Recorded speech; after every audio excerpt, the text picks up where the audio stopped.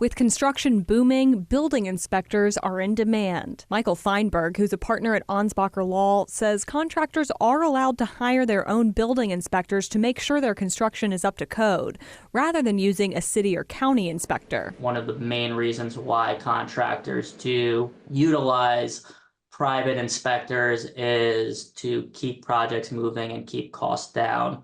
At the same time, one of the downsides of using a private inspector is that sometimes they cut corners. Sometimes they have a special relationship with a builder. They give the stamp of approval even though the stamp of approval shouldn't be given. He says if something goes wrong with the project, it's typically the contractor who's considered liable, not the inspector. Does the municipality's building department review every inspection a private inspector does to make sure everything is correct? So the inspection does get filed with the building department, and the building department is supposed to obviously oversee that, but whether an actual building official does look at each single inspection report, probably not the case, even though they probably should. Even if they do, they're typically going to defer to whatever that inspector's assessment was. John Shishilla is a past president of the Florida Association of Building Inspectors.